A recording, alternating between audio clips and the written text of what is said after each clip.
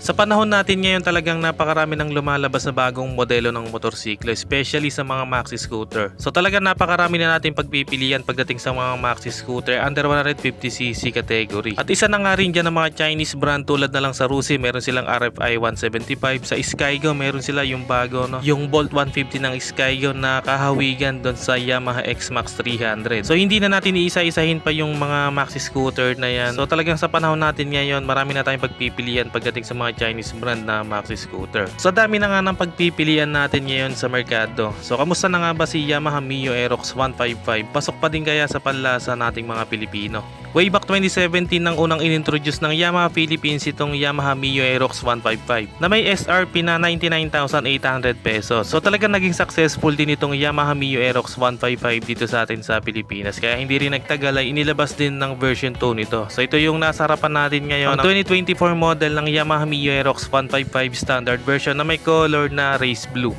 Sa dinami-rami ng kakompetensya ng Yamaha Mio Aerox 155, mapabranded man yan or Chinese brand, pipiliin mo pa rin ba itong Yamaha Mio Aerox 155? Kaya kung gusto mo ng Yamaha Mio Aerox 155 at binabalak mo nang ilabas tong motorsiklo na to, pero wala ka pang idea kung ano ba yung kayang i-offer ng motorsiklo na to, samahan mo akong alamin ng specs and features nito at alamin na rin natin kung magkano na ba yung presyo nito ngayon. Ang SRP ngayon nitong Yamaha Mio Aerox 155 standard ay 123,500 at ang minimum down payment para dito ay 14,900. So dito nga pala yan sa Neymar Yamaha Nasugbu branch, and payable to 12 months hanggang 36 months. Pagdating sa makina nito ay ginagamitan to ng 155cc engine displacement liquid cooled 4-stroke single overhead cam 4-valve single cylinder fuel injected engine, at naka blue core na rin to at equipped na rin ng VVA or variable valve actuation, kung saan between low to high RPM ay namamaximize ito yung engine performance at the same time napapanatili niya yung fuel efficiency. Speaking of fuel efficiency, meron itong fuel mileage na 45 km per liter, pero syempre depende pa rin niya sa rider kung paano tayo magpatakbo and syempre sa road condition. At meron naman itong max power output na 11.3 kW at 8,000 RPM at max torque na 13.9 Nm at 6,500 RPM. At pagdating naman sa looks nito mga tol, meron itong sport and aggressive looks, ano? At the same time andun pa rin talaga yung pagka-elegante ng datingan niya. At bukod sa aggressive looks ito ay talagang bulky rin yung tindigan nito. So mula dito sa head cowling niya meron niyang mini visor dyan, ano? Tapos meron tayo yung decals dito ng blue core na may pagka-jelly yung texture. And for safety purposes mga tol, meron siyang brake lock, ano? Naka-drum brake yung likod niya pero meron siyang brake lock dito. Usually mga gamit to kapag nasa incline o nakaparada tayo sa incline na mga kalsada, no? So pipindutin lang natin to, then magalak na yung rear brake niya, and kapag i-release naman natin, press lang natin yung brake lever at mare-release na rin yan. Dito naman sa part na to, meron tayong black parts dito no, sa pinakagitna niya, at magaspang yung texture niya and may mga edges din siya. And pagdating naman sa mga decals, meron tayong Aerox dito o Mio Aerox na kulay aqua blue. And dito naman sa kabila, meron siyang VVA o variable valve actuation at may mga lines din dito na aqua blue. Dito naman sa side profile niya sa front fairings natin, meron tayong logo ng Yamaha at meron ding decals na 155, may mga lines na aqua blue, liquid cooled, at meron din tayong nakasulat ditong Yamaha. And matte finish yung pagka blue niya dito, no. Dito naman sa pinaka front end niya, meron siyang pointed design dito sa gitna, ano. So talagang napaka-sharp ng design dito sa pinaka front end niya. Tapos meron siyang parang built-in na winglet. Siyempre nakadagdag din yan doon sa aerodynamics niya. So meron siyang texture, ano, parang mga bilog-bilog. So kahit hindi na tayo bumili ng aftermarket na winglet kasi yan, meron siyang built-in.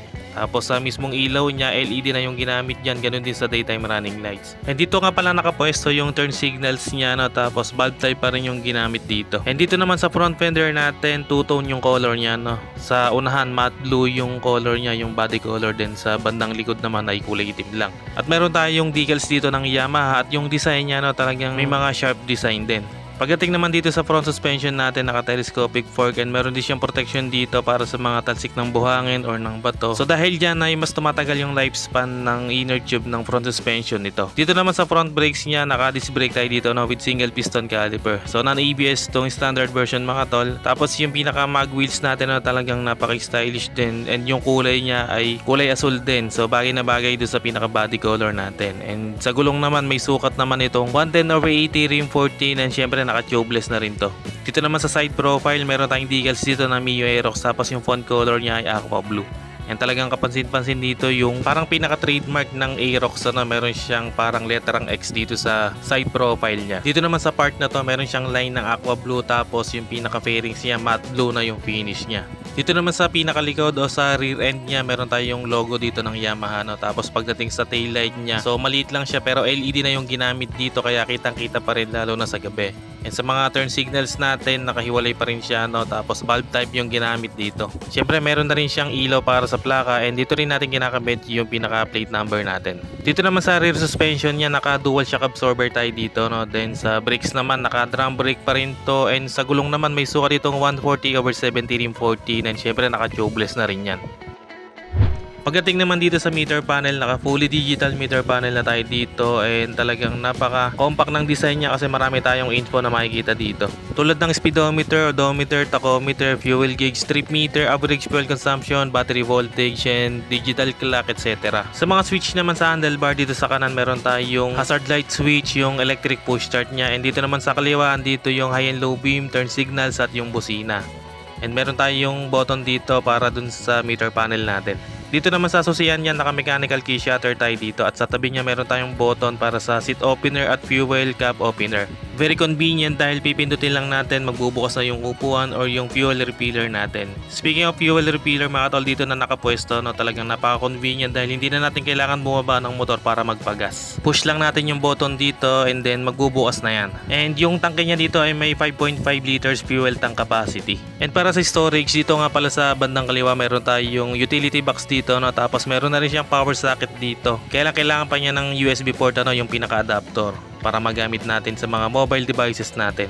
At yung comfortability ang pag-uusapan, talagang may bibigay din ni Yamaha Mio Aerox yun, dahil pagdating sa tapakan niya, kahit wala tong floorboard ay pwede nating ilipat-lipat yung paa natin, para hindi rin tayo mangalay agad, lalo na kapag nag long ride tayo. Pagdating naman sa upuan, talagang mayroon din tong premium seat design na talagang nakadagdag din sa forma itong mga stitches niya na kulay puti, At talagang maganda rin yung cover na ginamit dito. And dahil sporty yung design dito sa likod, wala tayong grab bar dito, So bali dito yung pinakahawakan ng back rider natin. Sa ilalim naman ng upuan natin, syempre meron tayong large capacity ng storage dito, So kasya dito yung isang full face helmet, at meron pa tayong space para sa ibang gamit. So talagang napaka-useful yan, lalo na kapag maglo-long ride tayo. And dito nga pala yung location ng battery niya. Pagdating sa seat height dito, mga tol, meron itong sukat na 790mm at yung ground clearance niya 145mm. Then para dito sa standard version, meron itong timbang na 122 kilograms. So yun ang update natin para dito sa Yamaha Mio Aerox 155 standard version. So ano sa tingin nyo, mga tol, sulit pa rin ba itong Yamaha Mio Aerox 155 standard version? So comment nyo nga dyan sa comment box. So hanggang dito na lang muna, mga tol. Kung umabot ka sa part ng video na to, maraming salamat sa iyo. At kung bago ka lang sa channel na to, huwag kalimutang mag-subscribe at paki-on na rin ang notification bell para ma-notify ka pag may bago tayong upload. Meron din tayong Facebook page, paki-like and follow na rin. Maraming salamat, mga tol. Always ride safe and God bless.